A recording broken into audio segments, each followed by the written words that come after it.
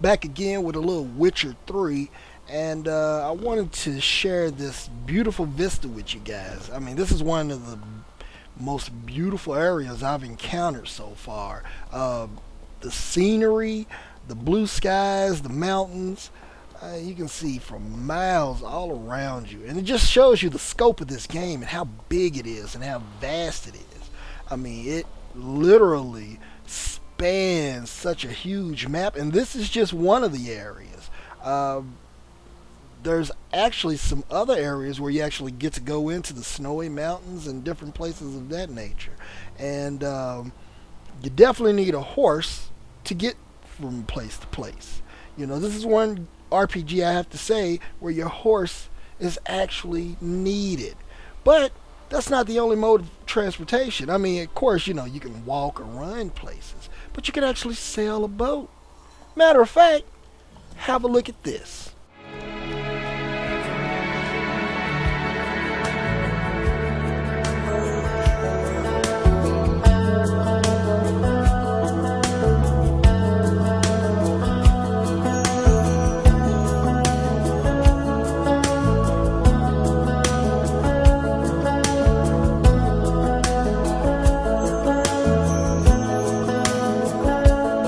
Well, it's not far down to paradise. At least it's not foaming. And if the wind is right, you can sail away and find tranquility. Oh, the canvas can do miracles. Just you wait and see. Believe me. It's not far to Never Never Land. Reason to pretend. And if the wind is right, you can find the joy of innocence again. Oh, the canvas can do miracles. Just you wait and see.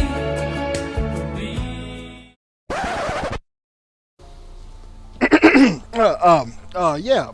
So anyway, back to the the dungeon. Yeah, man, this is my first dungeon I've encountered.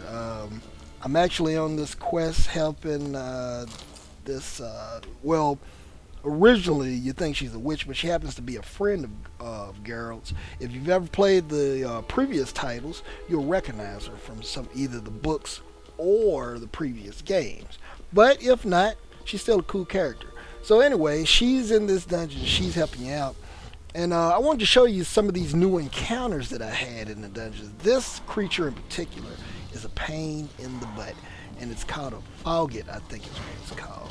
And what it is, it travels and disappears in fog, and it likes to do these surprise attacks. Just as you think that you're safe, it'll pop up behind you. I got lucky on this fight; it actually stayed visible. I'm actually using this potion called Cat that helps me see in the dark, and that's why the picture looks black and white, because I'm actually seeing through the darkness. It's actually kind of dark in there, but as you go along, Cat will wear off. But there's actually these torches or these sconces that you can light that kind of give you visibility. And this particular creature is a pain in the butt. It's called a water hag, and what they do is they dive underneath the water and they sneak up behind you, and their hits are massive. They can take off chunks and chunks of health, especially if you're playing on Death March like I like to play. Man, these, you know what, can leave you in stitches, literally. I mean, Jesus, I had such a tough time with this damn thing. I didn't know what to do. But once you start learning how to use your magic, that's very important. And your oils, you got to use your oils on your weapons. Those are important too for you to do decent damage. And as you can see her, look at, she's just stripping my health away. And then she throws mud, which, as you can see there, messes up your screen.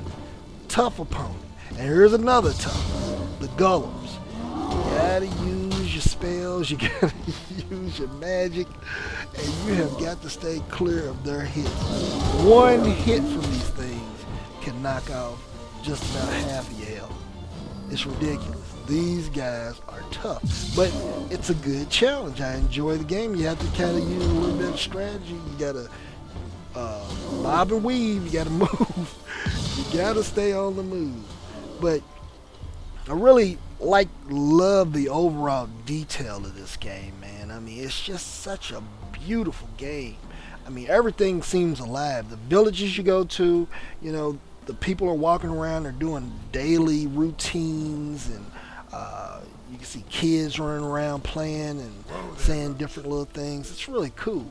And here, I'm traveling along the road, I'm using my Witcher senses. And what that is, it's very helpful when you're traveling to kind of get a bead on creatures. And you can hear their sound through your Witcher senses. That's what those little circles are.